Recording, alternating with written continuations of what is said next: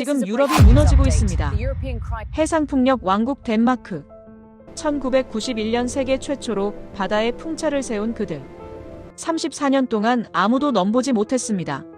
하지만 2025년 11월 왕좌가 흔들렸습니다. 바다 위에 떠있는 63빌딩보다 높은 구조물. 덴마크가 2년째 설계도만 그릴 때 한국은 이미 실물을 바다에 띄웠습니다. 덴마크 최고 전문가가 급히 한국행 비행기에 올랐습니다. 유럽 백인 거겠지. 그는 비웃었습니다. 하지만 거제도 도크 앞에서 그는 얼어붙었습니다. 일주일 후 그가 유럽에 보낸 긴급 보고서. 우리가 완전히 틀렸습니다. 한국이 우리를 넘어섰습니다. 도대체 한국에서 무슨 일이 벌어진 걸까요? 발명국이 무릎 꿇은 그 순간을 지금 공개합니다. 저는 그 현장에 있었습니다. 2025년 11월 한국 거제도 조선소 도크 앞에서 저는 믿을 수 없는 광경을 봤어요. 바다 위에 떠있는 285m 구조물. 우리 덴마크가 2년째 못 만들고 있는 것을 한국은 이미 만들어 놓은 겁니다. 무릎에 힘이 풀렸습니다. 35년간 믿어왔던 상식이 모조리 깨지는 순간이었어요. 하지만 일주일 전만 해도 저는 완전히 달랐습니다. 교만했고 확신에 차 있었고 한국 따위는 안중에도 없었죠. 그때로 돌아가 보겠습니다. 제 이름은 라스무스 옌센입니다. 덴마크 코펜하겐에서 35년간 해상풍력만 파고든 엔지니어죠. 웨르스테드라는 회사에서 일합니다. 혹시 모르시는 분들을 위해 설명하자면 세계 최초로 바다 위에 풍력 발전기를 세운 회사예요. 1991년 덴마크 앞바다에 11기를 세웠을 때 전 세계가 비웃었습니다. 바다의 풍차라니 미쳤다고요. 하지만 우리가 해냈어요. 그날 이후 전 세계가 우리를 따라하기 시작했습니다. 영국도 독일도 중국도 일본도요. 해상풍력은 덴마크가 만들었습니다. 35년 동안 저는 한 가지 확신을 가지고 살았어요. 해상풍력은 덴마크가 최고다. 우리가 발명했고 우리가 제일 잘한다. 이건 자만이 아니라 팩트였습니다. 실제로 그랬으니까요. 2025년 11월 12일 화요일 오전 10시. 본사 회의실에 임원 6명이 모였어요. 테이블 중앙에 두꺼운 보고서가 놓였습니다. 표지에 적힌 제목. 글로벌 부유식 해상풍력 시장 동향. 부유식이란 바닥에 기둥을 박지 않고 물 위에 떠있는 풍력 발전기를 말합니다. 수심이 깊은 바다에서는 기둥을 박을 수가 없거든요. 그래서 최근 10년간 전 세계가 부유식 기술 개발에 매달리고 있었습니다. 우리도 물론 연구하고 있었어요. 하지만 아직 상용화는 못했습니다. 너무 어렵거든요. 기술이사 한스가 보고서를 펼쳤습니다. 한국 정부가 제주도와 울산 앞바다에 8기가와트 규모의 부유식 풍력 단지를 건설하기로 했습니다. 8기가와트. 우리가 2013년에 완성한 혼세원 프로젝트의 20배가 넘는 규모였어요. 입찰 결과가 나왔는데요. 한스가 말을 이었습니다. 1순위 사업자가 한국 조선소 컨소시엄으로 선정됐습니다. 뭐라고요? 제 목소리가 나도 모르게 커졌어요. 한국 조선소요. HD 현대중공업, 삼성중공업, 한화오션. 세 회사가 손을 잡았답니다. 자체 설계한 부유체로 입찰했고요. 자체 설계라고요. 화면에 부유체 그림이 떴습니다. 생김새가 낯설었어요. 육각형 기둥 3개가 삼각형으로 배치된 독특한 구조였습니다. 이게 인증을 받았습니까? 제가 물었죠. 노르웨이 DNV에서 기본 인증 통과했습니다. DNV.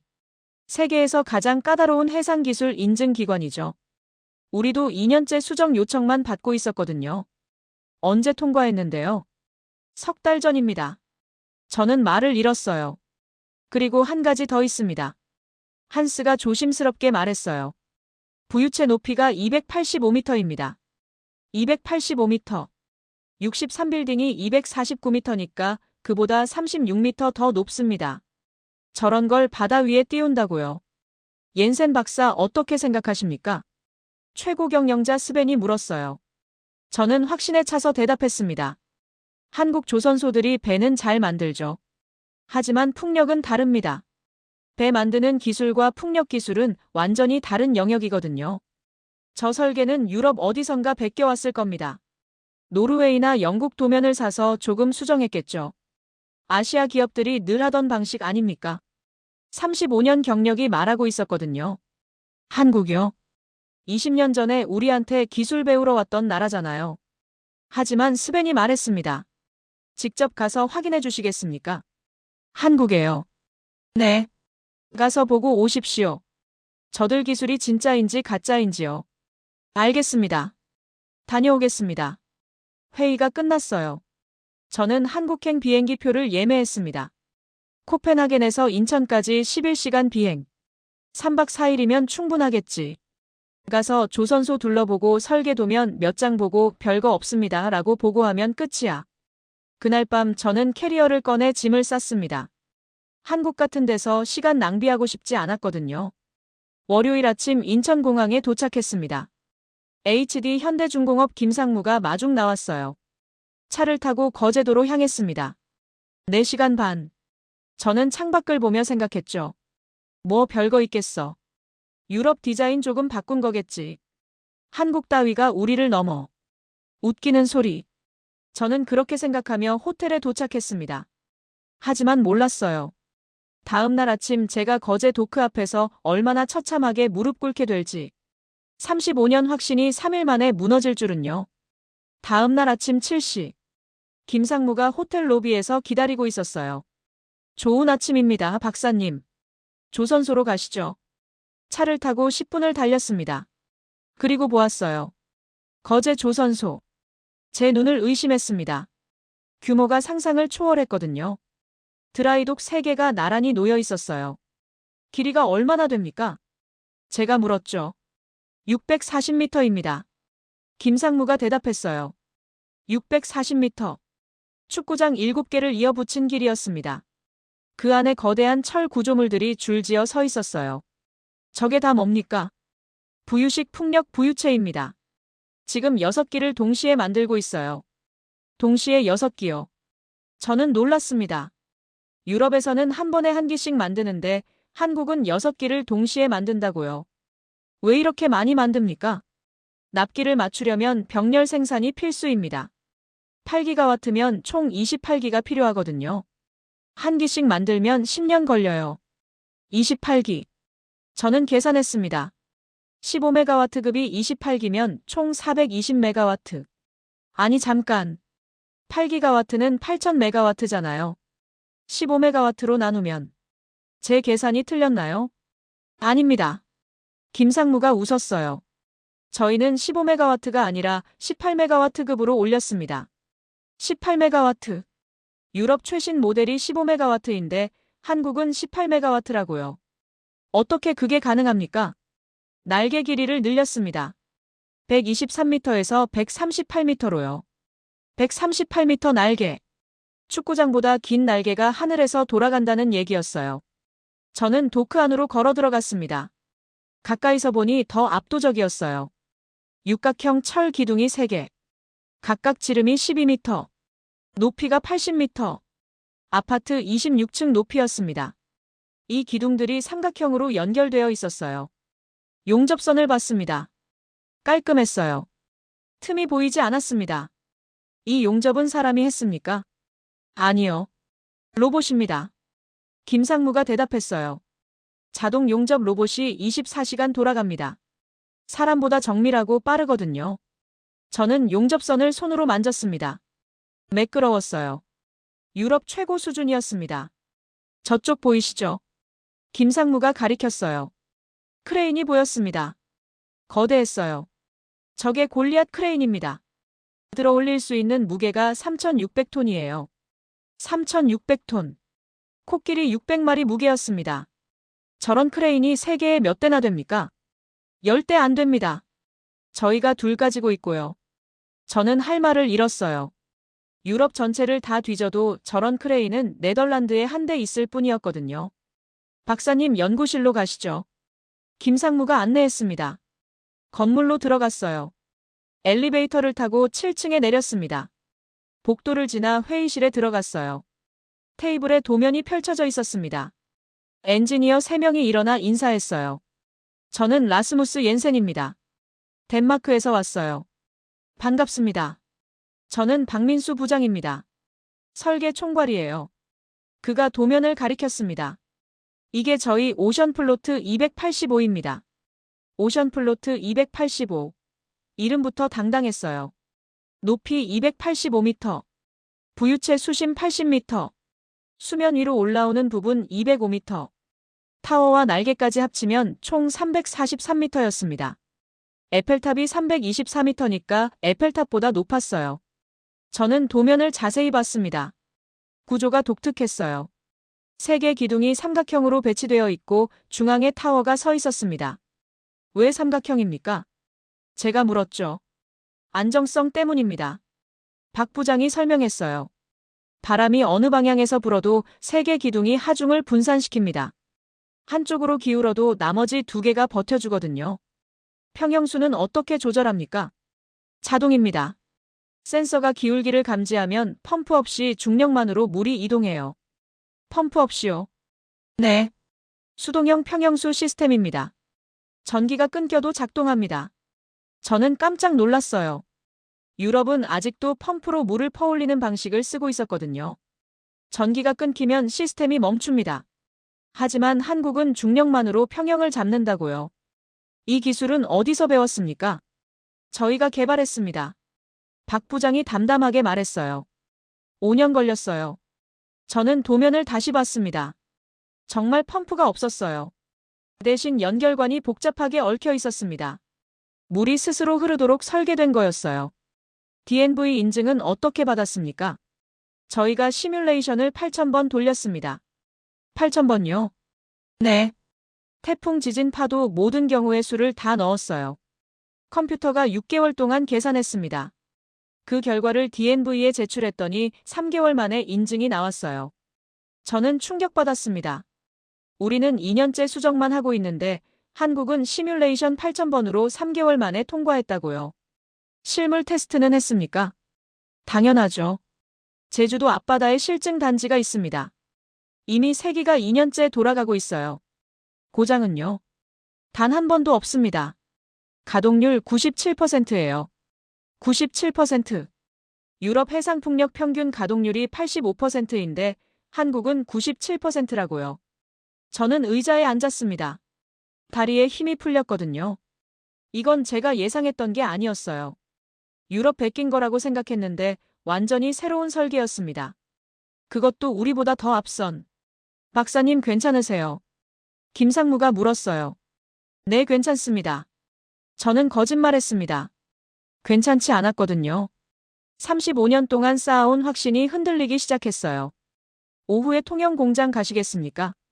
거기서 윈드허브 생산하는 걸 보실 수 있어요. 네, 가겠습니다. 저는 대답했습니다. 하지만 속으로는 두려웠어요. 더 보면 더 충격받을 것 같았거든요. 점심을 먹고 차를 탔습니다. 거제에서 통영까지 40분. 차창 밖으로 바다가 보였어요. 파도가 잔잔했습니다. 한국 바다는 잔잔하군요. 제가 말했죠. 지금은요? 김상무가 대답했어요. 하지만 여름엔 태풍이 옵니다. 시속 200km 바람에 15m 파도가 쳐요. 15m요? 네. 그래서 저희 부유체는 20m 파도에도 견디게 설계했습니다. 20m. 5층 건물 높이였어요. 유럽 부유식은 12m 파도 기준인데 한국은 20m라고요. 왜 그렇게 높게 잡았습니까? 안전 마진입니다. 최악의 상황에서도 절대 안 무너지게요. 통영 한화오션 공장에 도착했습니다. 여기는 뭐 하는 곳입니까? 윈드허브 만드는 곳입니다. 윈드허브요? 네. 터빈과 날개를 연결하는 중심 부품이에요. 육각형으로 생겼죠. 공장 안으로 들어갔습니다. 거대한 육각형 철 구조물이 보였어요. 지름이 8m, 높이가 6m, 무게가 350톤이었습니다. 코끼리 50마리 무게였어요. 저게 하나입니까? 네. 18메가와트급 터빈에 들어가는 허브예요. 저는 가까이 다가갔습니다. 표면이 매끄러웠어요. 이건 어떻게 만듭니까? 주조입니다. 쇳물을 부어서 한 번에 만들어요. 한 번에요. 네. 이어 붙이면 약해지거든요. 용광로가 보였습니다. 불이 활활 타오르고 있었어요. 온도가 1600도입니다. 안내하는 직원이 말했어요. 1600도. 쇠가 녹는 온도였습니다. 하루에 몇 개 만듭니까? 2개입니다. 이틀에 4개. 한 달이면 60개. 1년이면 720개였어요. 전 세계 수요를 감당할 수 있는 속도였습니다. 유럽은 한 달에 10개도 못 만드는데요. 저희는 자동화했으니까요.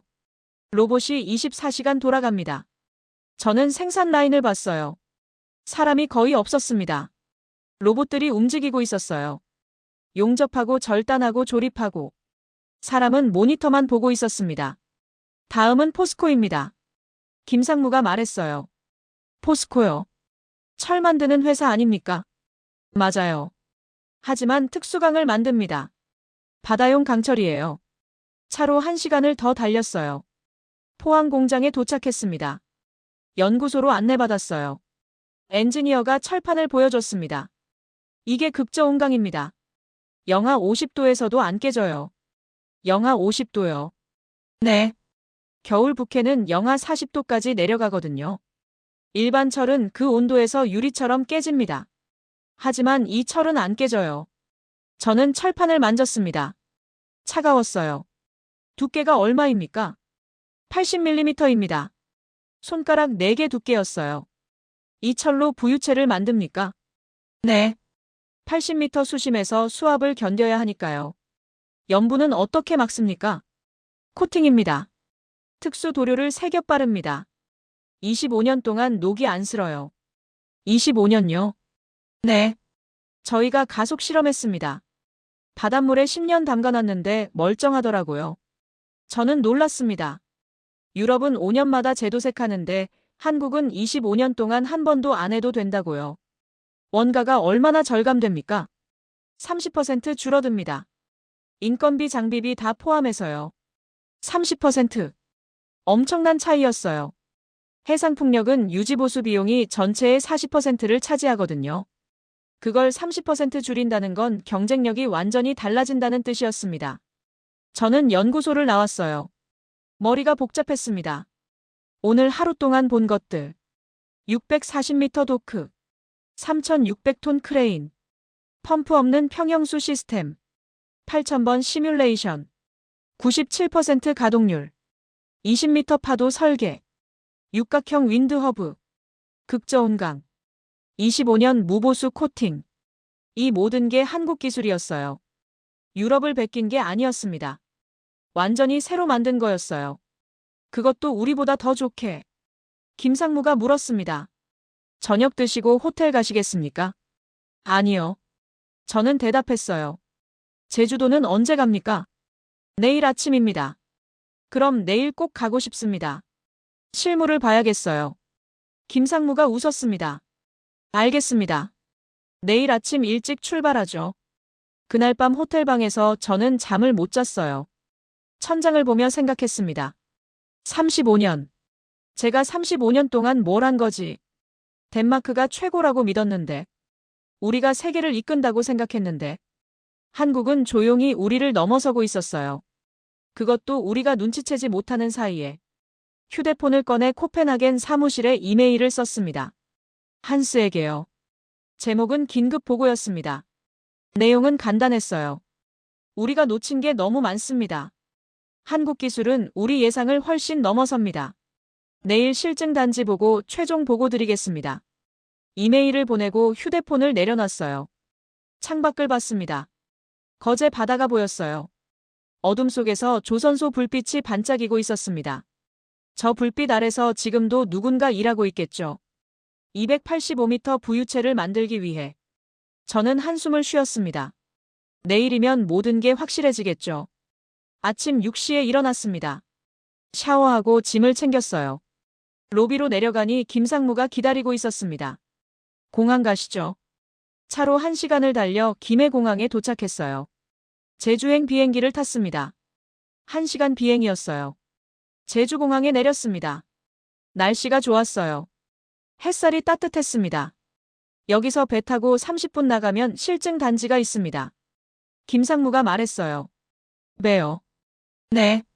바다 한가운데 있거든요. 항구로 갔습니다. 작은 배가 대기하고 있었어요. 승선했습니다.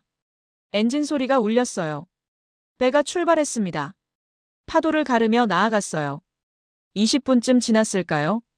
김상무가 손가락으로 가리켰습니다. 저기 보이시죠? 저는 눈을 가늘게 떴어요. 수평선 너머로 뭔가 보였습니다. 처음엔 작았어요. 점처럼. 하지만 가까워질수록 커졌습니다. 10분 후. 저는 숨이 멎었어요. 거대했습니다. 285m. 숫자로만 들었을 때는 실감이 안 났는데 실물을 보니 압도적이었어요. 63빌딩보다 높은 구조물이 바다 위에 떠 있었습니다. 3개. 일렬로 서 있었어요. 날개가 돌아가고 있었습니다. 천천히. 웅장하게. 138m 날개. 축구장보다 긴 날개가 하늘에서 회전하고 있었어요. 배가 더 가까이 갔습니다. 부유체 옆에 멈췄어요. 올려다봤습니다. 목이 아팠어요. 너무 높아서. 저게 정말 떠 있는 겁니까? 제가 물었죠. 네. 완전히 떠 있습니다. 김상무가 대답했어요. 수심이 130m예요. 닷줄 3개로만 고정했습니다. 닷줄만요? 네. 해저에 앵커 받고 케이블로 연결했어요. 하지만 부유체는 자유롭게 움직입니다. 바람 방향에 따라 돌아가거든요. 저는 바다를 봤어요. 파도가 쳤습니다. 1m 정도. 부유체가 살짝 흔들렸어요. 하지만 안정적이었습니다. 넘어질 것 같지 않았어요. 배에서 내렸습니다. 부유체에 사다리가 있었어요. 올라갔습니다. 갑판에 섰어요. 철판을 밟았습니다. 단단했어요. 엔진룸으로 들어갔습니다. 터빈이 돌아가는 소리가 들렸어요. 웅웅웅. 낮은 진동이 발밑에서 느껴졌습니다. 발전량이 얼마입니까? 지금 18메가와트 나오고 있습니다. 18메가와트면 6,000가구가 쓸 수 있는 전기예요. 이 세기로는요. 54,000메가와트. 18,000가구요. 저는 계산했습니다. 8기가와트 전체가 완성되면 266만 가구. 제주도 인구가 67만 명이니까 제주도 전체를 밝히고도 남는 전기였어요. 고장은 없었습니까? 2년 동안 단 한 번도요. 태풍은요? 2023년 여름에 태풍 흰남노가 왔었어요. 시속 170km 바람이었죠. 그때 어땠습니까? 멀쩡했습니다. 날개만 잠깐 멈췄다가 태풍 지나가고 다시 돌렸어요.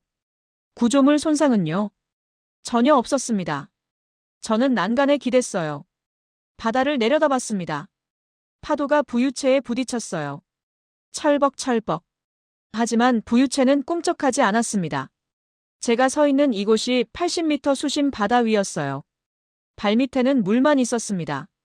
하지만 흔들림이 거의 없었어요. 배보다 안정적이었습니다. 김상무가 태블릿을 꺼냈어요. 데이터를 보여줬습니다. 이게 지난 2년간 기록이에요. 가동시간 총 17,520시간. 정지시간 528시간. 가동률 97.08%. 발전량 누적 283기가와트시. 이산화탄소 감축량 14만 1,500톤.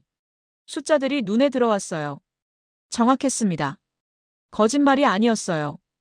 유럽 평균은요. 가동률 85%. 정지시간이 훨씬 많죠.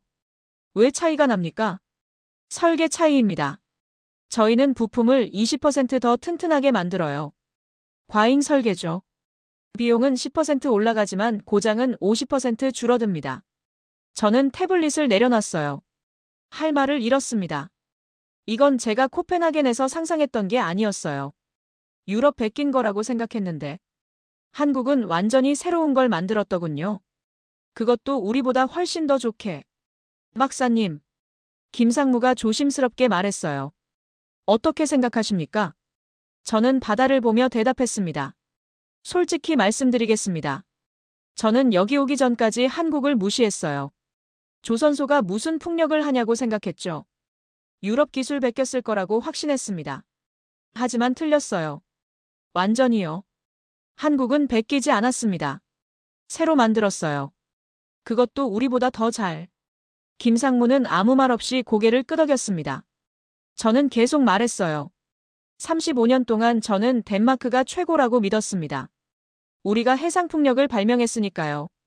하지만 발명하는 것과 완성하는 건 다르더군요. 한국이 완성했어요. 우리가 못한 걸. 바람이 불었습니다. 차가웠어요. 11월 바람이었습니다. 날개가 돌아갔어요. 웅장했습니다. 저는 그 모습을 한참 동안 바라봤습니다. 35년간 믿어왔던 상식이 모조리 깨지는 순간이었어요. 돌아가시죠. 김상무가 말했습니다. 네. 저는 대답했습니다. 하지만 발이 떨어지지 않았어요. 조금만 더 보고 싶었거든요. 한국이 만든 이 기적을요. 제주에서 거제로 돌아왔습니다. 저녁 7시. 호텔방에 들어갔어요. 침대에 누웠습니다. 피곤했습니다. 하루 종일 바다 위에 있었거든요. 하지만 잠이 안 왔어요. 머릿속이 복잡했습니다. 285m 부유체. 97% 가동률. 2년 동안 무사고. 이 숫자들이 머리를 떠나지 않았습니다. 휴대폰을 꺼냈어요. 이메일을 확인했습니다. 새 메일이 하나 와 있었어요. 발신인이 낯설었습니다. 장웨이. 중국 민양 스마트에너지 해외사업부장. 제목은 협력 제안이었습니다. 이메일을 열었어요. 내용을 읽었습니다. 옌센 박사님께 귀하께서 한국을 방문 중이라는 소식을 들었습니다. 저희 민양 스마트에너지도 부유식 해상풍력을 개발하고 있습니다. 한국과 유사한 사양의 가격은 40% 저렴합니다. 납기도 한국과 동일하게 맞출 수 있습니다. 첨부 파일로 저희 프로젝트 소개서를 보내드립니다. 검토 후 회신 부탁드립니다. 첨부 파일이 있었어요. 클릭했습니다. 프레젠테이션이 열렸습니다. 사진들이 나왔어요. 중국 저장성 조선소. 거대한 도크. 부유체 모형. 40% 저렴. 저는 계산했습니다. 한국이 8기가와트에 120억 유로를 제시했다면 중국은 72억 유로. 48억 유로 차이였어요. 다음 페이지를 넘겼습니다. 기술 사양이 나왔어요. 부유체 높이 280m. 한국보다 5m 낮지만 거의 비슷했습니다. 터빈 용량 18메가와트. 똑같았어요.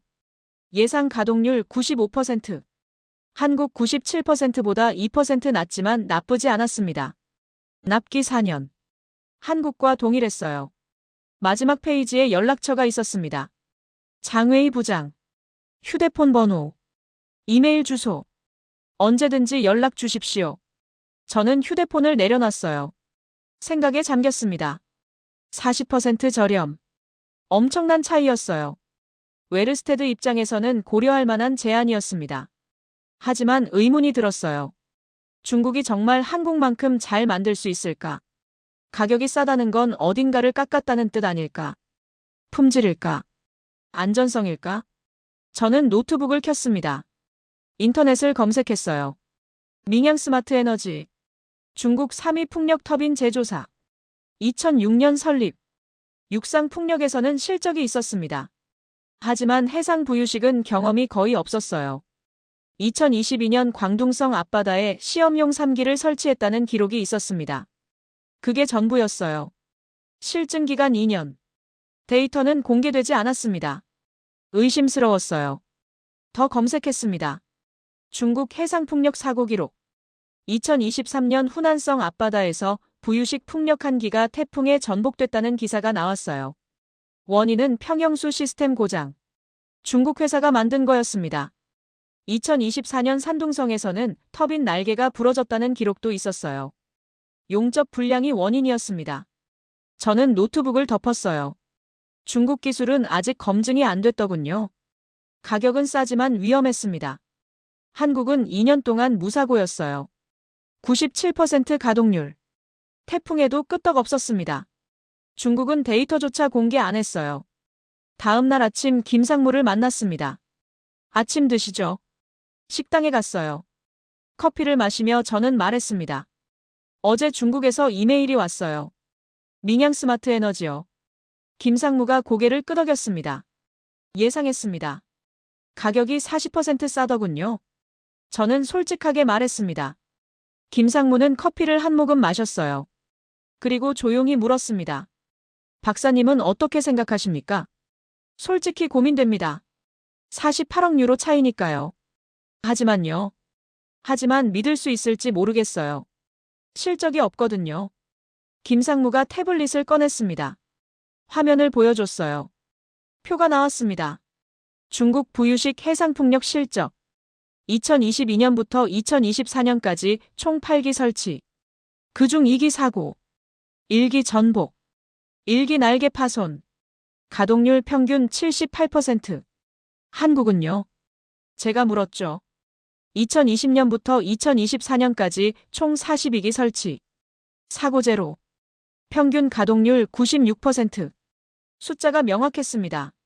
중국 78%, 한국 96%, 18% 차이.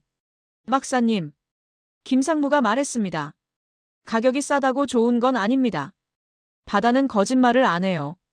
25년 동안 돌아가야 하는데 2년 만에 고장나면 손해가 더 큽니다. 저는 고개를 끄덕였어요. 맞는 말이었습니다. 해상풍력은 한 번 설치하면 25년을 써야 해요. 중간에 고장나서 수리하려면 비용이 엄청납니다.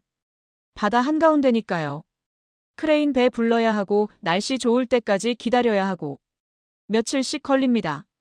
그동안 발전은 멈추고요. 손해가 눈덩이처럼 불어납니다. 차라리 처음부터 비싸도 안전한 걸 사는 게 나았어요. 저는 결정했습니다. 중국은 안 되겠어요. 위험 부담이 너무 큽니다. 김상무가 미소 지었습니다. 현명한 판단이십니다. 저는 커피를 다 마셨어요. 그리고 말했습니다. 오늘 코펜하겐 돌아갑니다. 회사에 보고해야 해요. 김상무가 손을 내밀었습니다. 좋은 여행 되십시오. 저는 악수했습니다. 고맙습니다. 많이 배웠어요. 인천공항에서 비행기를 탔습니다. 11시간 비행. 코펜하겐 공항에 도착했어요. 저녁 7시였습니다. 집에 갔습니다. 아내 잉애가 반겼어요. 어떻게 됐어요? 내일 회사 가서 보고할게요.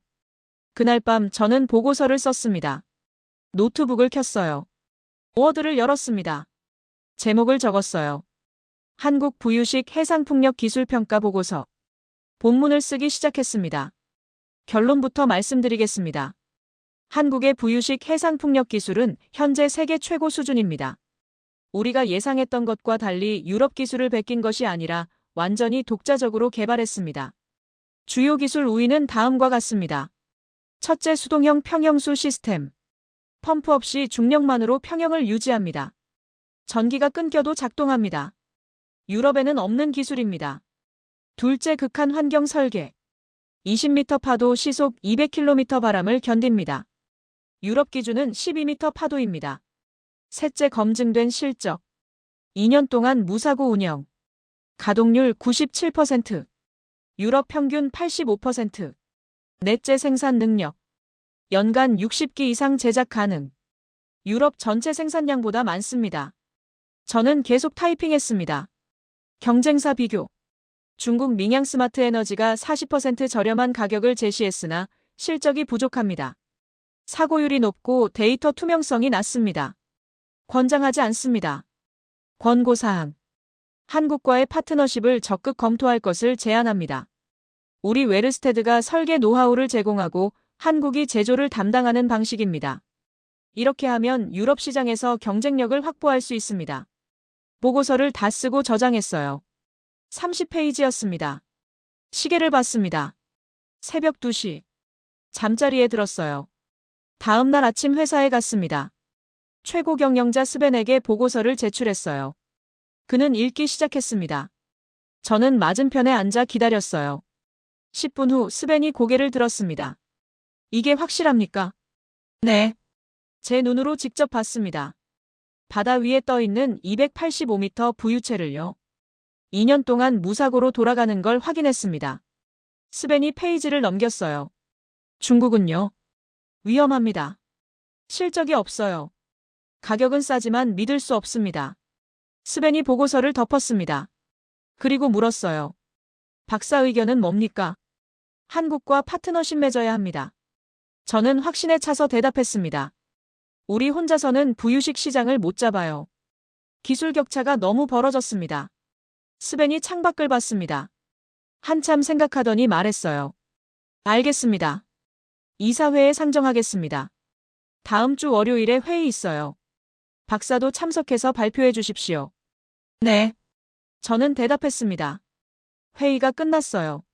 사무실로 돌아왔습니다. 벽에 걸린 사진을 봤어요. 1991년 빈대비 앞바다. 세계 최초 해상풍력.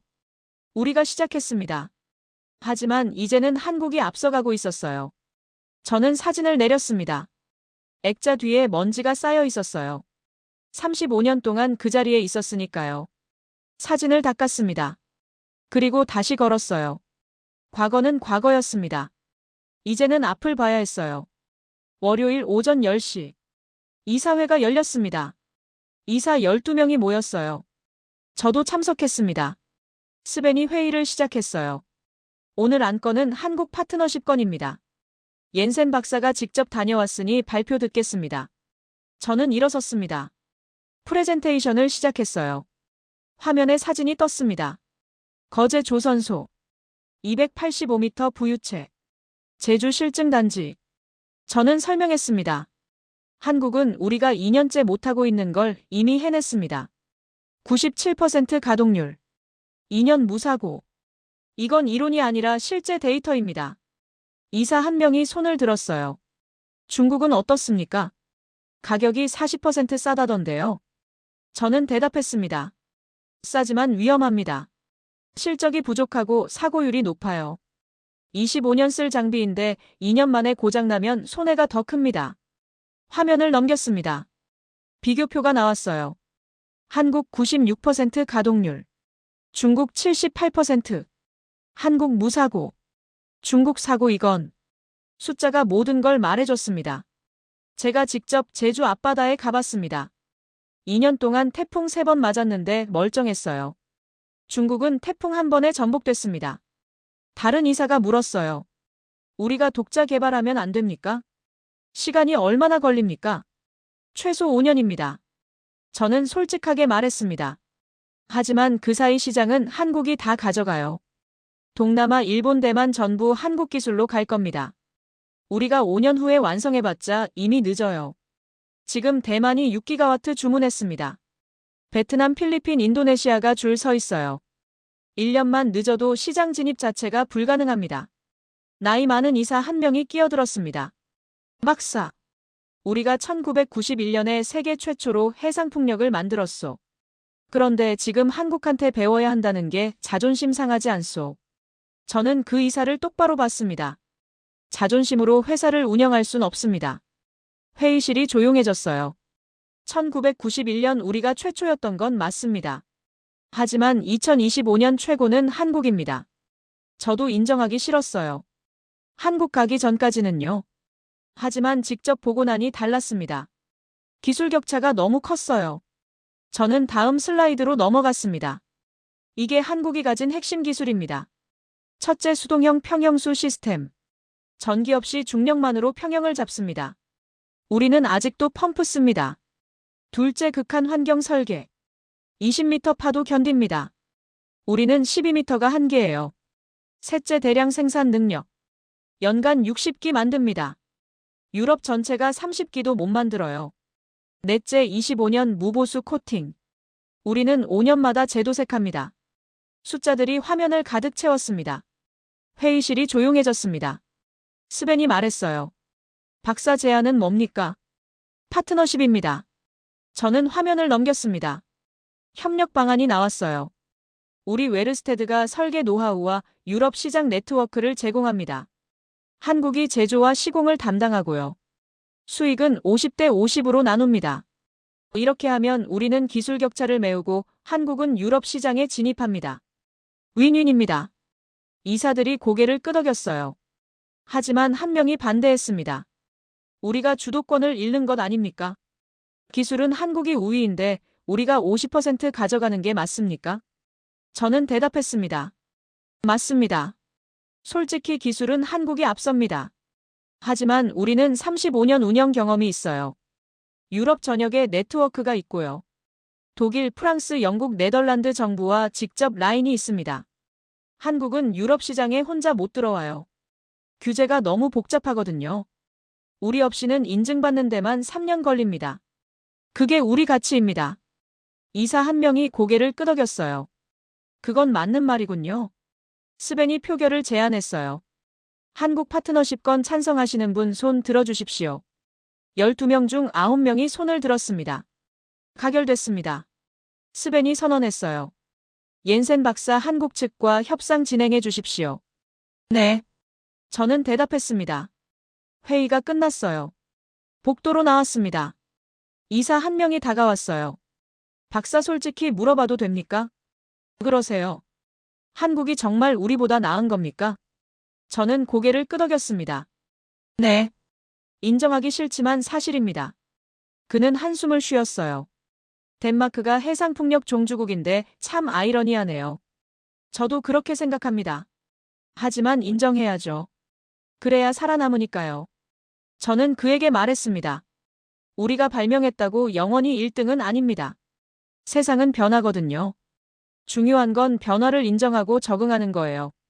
그가 물었습니다. 박사는 후회 안 하십니까? 35년이 무너졌는데요. 저는 고개를 저었어요. 아니요. 오히려 다행입니다. 5년 늦게 알았으면 손 쓸 수도 없었을 거예요. 사무실로 돌아왔습니다. 김상무에게 이메일을 썼어요. 제목은 협력 제안. 내용은 간단했습니다. 이사회에서 승인 났습니다. 파트너십 논의하고 싶습니다. 다음 달 서울에서 만나시죠. 이메일을 보냈습니다. 30분 후 답장이 왔어요. 환영합니다. 12월 15일 서울에서 뵙겠습니다. 저는 미소 지었습니다. 35년 만에 처음으로 제가 배우는 입장이 됐더군요. 학생으로 돌아간 기분이었어요. 하지만 나쁘지 않았습니다. 배움에는 나이가 없으니까요. 창밖을 봤습니다. 코펜하겐 하늘이 잔잔했어요. 차가운 11월 바람이 불고 있었습니다. 하지만 제 마음속엔 봄바람이 불고 있었어요. 12월 15일. 서울 도착했습니다. 김상무가 공항에 나왔어요. 오랜만입니다, 박사님. 악수했습니다. 호텔에 짐 풀고 저녁에 회의하시죠. 네. 차를 타고 호텔로 향했어요. 서울은 거제와 달랐습니다. 고층 빌딩들이 하늘을 찌르고 있었어요. 도로는 복잡했습니다. 차들이 빽빽했어요. 서울은 처음이십니까? 김상무가 물었어요. 네. 한국 자체가 처음이에요. 지난달 거제 제주 갔던 게 전부입니다. 그럼 내일 시간 있으시면 서울 구경시켜드릴게요. 좋습니다. 저녁 7시. HD 현대중공업 서울 사무소. 회의실에 들어갔어요. 한국 측 5명, 우리 측 3명. 협상이 시작됐습니다. 김상무가 말했어요. 웨르스테드와 함께하게 되어 영광입니다. 저희도 유럽 시장 진출을 원했거든요. 저는 대답했습니다. 우리도 한국 기술이 필요합니다. 솔직하게 말하겠습니다. 기술 격차를 우리 혼자 메우기 어려워요. 한국 측 법무팀장이 서류를 펼쳤습니다. 계약 조건 말씀드리겠습니다. 협상은 순조로웠습니다. 수익 배분 50대 50. 기술 공유. 공동 브랜드. 유럽 프로젝트는 웨르스테드가 주도. 아시아 프로젝트는 HD가 주도. 지적 재산권은 공동 소유. 분쟁 발생 시 중재 조항. 계약 기간 15년. 2시간 만에 합의했어요. 생각보다 빨랐습니다. 한국은 결정이 빠르군요. 제가 말했죠. 시간이 곧 돈이니까요. 김상무가 웃었어요. 계약서에 서명했습니다. 악수했습니다. 김상무가 샴페인을 땄어요. 건배. 잔을 부딪혔습니다. 새로운 시작이네요. 김상무가 말했어요. 네. 저는 대답했습니다. 35년 만에 처음으로 파트너를 만났어요. 그것도 제가 무시했던 나라에서요. 김상무가 웃었습니다. 무시 안 하셔도 됩니다. 저희도 20년 전엔 덴마크한테 배웠으니까요. 제가 2005년에 코펜하겐 갔었어요. 박사님한테 직접 배웠을 수도 있겠네요. 저는 깜짝 놀랐어요. 2005년이요. 네. 그때 저는 신입 엔지니어였어요. 웨르스테드 프로젝트 견학 갔었죠. 세상 참 좁더군요. 다음 날 거제로 갔습니다. 조선소를 다시 봤어요. 한 달 전과 달랐습니다. 그때는 경쟁자로 봤는데 이제는 파트너로 보였어요. 부유체가 6기 서 있었습니다. 한 달 전보다 2기가 더 늘었더군요. 공정이 빠릅니다. 제가 말했죠. 납기 맞춰야 하니까요. 김상무가 대답했어요. 2026년 3월에 첫 인도. 어디로요? 대만입니다. 대만 정부가 주문했어요. 6기가와트요. 대만도요. 네. 베트남, 필리핀, 인도네시아도 문의 왔어요. 동남아 전체가 움직이고 있습니다. 저는 감탄했어요. 시장이 한국으로 쏠리고 있었습니다. 도크를 걸었습니다. 용접 소리가 들렸어요. 지지지직. 로봇이 철판을 붙이고 있었습니다. 불꽃이 튀었어요. 노동자들이 헬멧 쓰고 일하고 있었습니다. 저는 멈춰 섰어요. 올려다봤습니다. 285m. 한 달 전에 봤을 때는 충격이었는데 이제는 익숙해졌더군요. 하지만 여전히 압도적이었습니다. 저게 바다에 뜨면 장관이겠어요. 제가 말했죠. 3월에 보러 오시겠습니까? 대만 진수식이요. 김상무가 물었어요. 네. 꼭 가고 싶습니다. 우리 파트너십의 첫 결과물이잖아요. 그럼 초대장 보내드리겠습니다. 김상무가 태블릿을 꺼냈습니다. 이게 3월 일정이에요. 대만 가오슝 항구에서 진수식합니다. 대만 총통도 온대요. 대만 총통이요? 네. 국가 프로젝트니까요. 저는 화면을 봤어요. 일정표가 나왔습니다. 3월 15일 진수식, 3월 16일 설치 작업, 3월 17일 시운전, 3월 18일 상업 가동. 나흘이면 다 끝나는군요. 네. 저희는 빠릅니다. 유럽이었으면 한 달은 걸렸을 작업이었어요. 저녁에 호텔로 돌아왔습니다. 방에서 창밖을 봤어요. 거제 바다가 보였습니다. 불빛이 반짝이고 있었어요. 조선소였습니다. 밤에도 일하고 있더군요. 24시간. 쉬지 않고. 저는 휴대폰을 꺼냈어요. 아내에게 문자를 보냈습니다. 여보, 계약 잘 됐어. 내년 3월에 대만 가. 같이 갈래? 답장이 왔어요. 좋아요. 같이 가요. 당신 35년 만에 처음으로 설레는 것 같네요. 저는 웃었습니다. 아내는 저를 잘 알아요. 맞아. 처음이야. 다음 날 아침 인천공항에서 비행기를 탔습니다. 코펜하겐행. 11시간 비행. 창밖을 봤어요. 한국이 점점 작아졌습니다. 하지만 제 머릿속에는 선명했어요. 285m 부유체, 640m 도크, 3,600톤 크레인, 97% 가동률. 이 숫자들이 제 35년을 바꿔놨습니다. 저는 노트북을 꺼냈어요. 새 파일을 열었습니다. 제목을 적었습니다. 덴마크 마이너스 한국 공동 프로젝트 제안서. 타이핑을 시작했습니다. 우리는 함께 유럽 시장을 공략합니다. 덴마크의 경험과 한국의 기술로요. 첫 프로젝트는 노르웨이였습니다. 노르웨이 정부가 10기가와트 부유식 프로젝트를 발주했거든요. 입찰 마감이 3개월 후였어요. 우리가 제안서를 낼 겁니다. 웨르스테드-HD 컨소시엄으로요. 제안 가격은 유럽 업체보다 20% 싸게. 하지만 품질은 더 높게.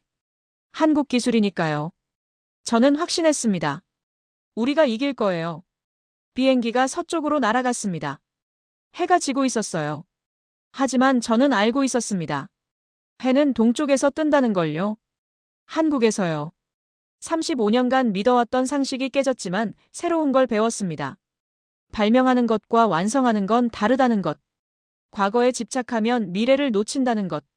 그리고 인정할 줄 아는 게 진짜 전문가라는 것. 저는 라스무스 옌센입니다. 35년 경력 해상풍력 엔지니어. 한 달 전까지는 교만했습니다. 하지만 이제는 압니다. 배움에는 끝이 없다는 걸요. 창밖 구름이 붉게 물들고 있었어요.